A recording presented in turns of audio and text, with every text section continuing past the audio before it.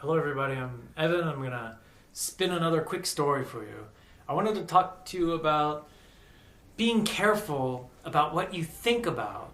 Because if you're thinking and you're thinking really hard about something, whatever it is you're thinking about, you better be careful because it's going to appear very, very soon. Or if you're thinking angrily about something and you're brooding over something, and you're always thinking about this, even something that really upsets you. Also, you have to be careful because this thing that you're thinking about, it could, just like that, happen before your eyes. And I could give you a million stories, but I'll give you one that's quite interesting.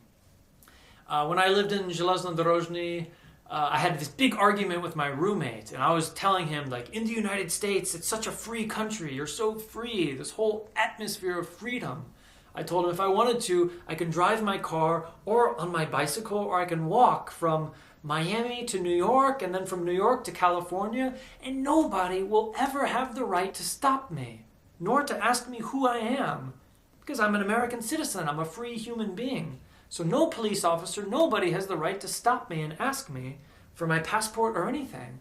And I told him, since I've been in Russia, like every week, somebody is stopping me to ask me for my ID, even if I'm going down the street to buy bread. And we had this big argument. He's like, no, they're stopping you because of these thoughts that you've been having, and they're stopping you for a reason. I was like, no, they're stopping me because I don't look Russian.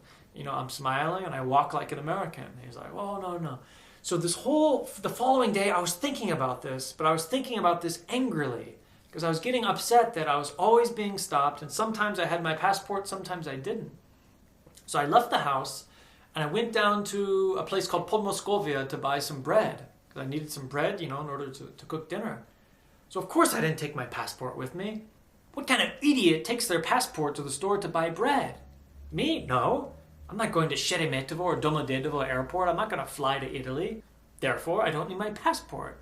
So I go to the store, like normal, like I normally do, to buy bread. And what happens? Since I've been thinking about this, kaboom! A police officer jumps right in front of me. He's like, documenti, show me your documents. Where's your passport? I was like, sir, no, I'm going to the store here to buy bread. He's like, well, yeah, I need to see your documents. I was like, man, I have no documents. You see that apartment building there? I live there. You see that sign? It was a big sign, BKC sign. I said, I work there. I work for them. They have a school here in the city.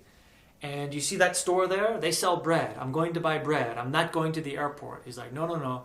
If you're without documents in the city, yeah, you're mine. He pointed to this big, military-looking Jeep called a Bobik. He's like, sit in the Bobik. I was like, oh, man, I'm in trouble. This guy's going to lock me up. So I went back there. I sat in the Bobik, and there were some other, two guys there. They looked like, I don't know. One, had, a little shiner here. Another one was, kind of drunk. And, I'm sitting back there with them, and they're like, who knows what they were saying? I won't even repeat some of the words. So I was like, man, I'm stuck in the Bobik, in the Russian Bobik. What's going to happen? This is from some kind of movie from the 1980s that the Americans always made about the Soviet Union, when the police come and take the journalist and they take him off to Omsk and he has to live in a prison for 15 years. I was like, well, that's me because I didn't take my ID. And I told Igor that there's no freedom in this country. And now look, I'm in the Bobik. I was right. But guess who is screwed up? I was totally screwed up. Thanks be to God, I had my cell phone. I called Igor. I was like, Igor, yeah. I was like, who won the argument? I'm in the Bobik right now. Where's the freedom? I want to buy some bread, and I'm stuck. I'm stuck inside of this big Bobik. So Igor comes running down. He tries to explain things to the police. Police, they won't listen to him. So the police kick the two other guys out, and Igor jumps in the back with me. They tell Igor to come in, and the police officer is like, you two be quiet. I'm going to drive you somewhere. I was like, oh, man. I was like, is this going to be an excursion or what? He starts driving towards Vladimir. I was like, we're not going towards Moscow. We're going away from Moscow. And we start going through kilometrov 33, kilometrov 43, and we're driving these backcountry roads. I'm like, man, this was in the middle of winter. This was January.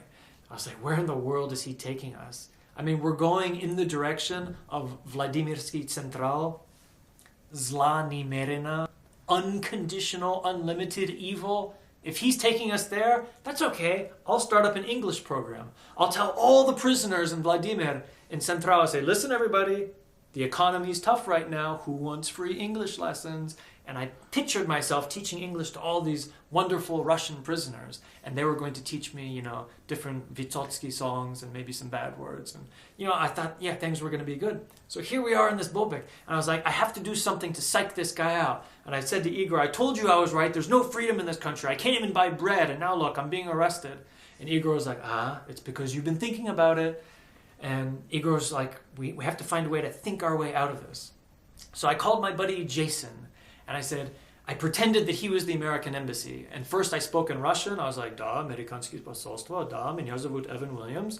I was like, American embassy, please, I have an emergency situation. These crazy police officers are taking me to the woods. Who knows, they're going to kill me. Will you please talk to the officer? I said to the officer driving the car, I said, American embassy wants to speak with you. He's like, oh, yeah, sure, yeah.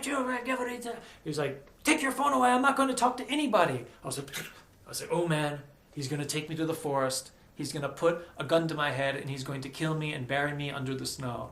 I am dead. Why? Because I wanted to buy bread and I had no passport.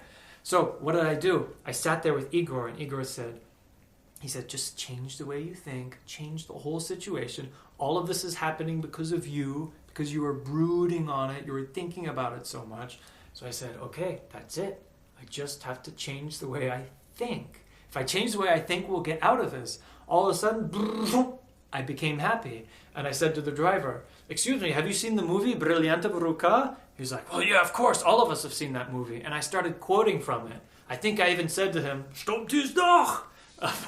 But he started laughing, even though I told him, man, so that you die. So I started quoting the movie, and he started laughing. He's like, you're an American. I was like, yeah, and my brother is a police officer. My older brother, he works for the police force in New Orleans.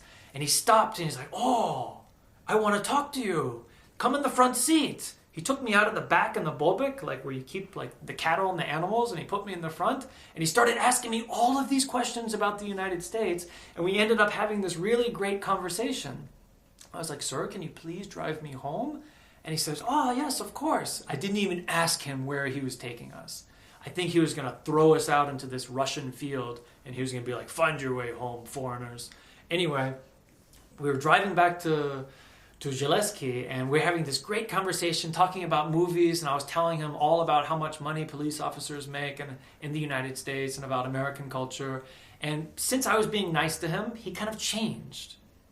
And then it got to the point where he drove us all the way to our front doorstep, and then I invited him up for tea. I said, please come up for tea and for some bread, some banana bread or something.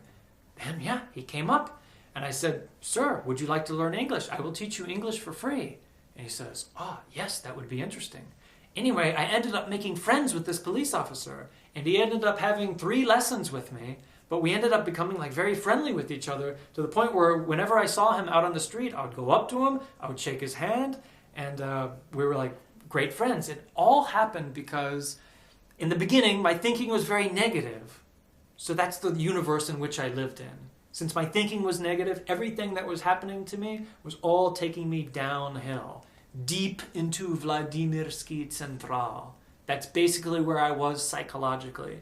And then just like that, I snapped out of it and I started thinking really good thoughts, and I had a good attitude about the whole thing. Even the fact that I was in a Bobik being driven in the middle of nowhere, in the middle of winter down this lonely road, who knows, to my death, but I started thinking really good thoughts, and these thoughts got inside of the driver. And it ended up having him taking us home, us becoming friends, and having a very happy ending to the story. A very, very true story, whom, if anybody does not believe, I can lead you to the person who was with me the whole time.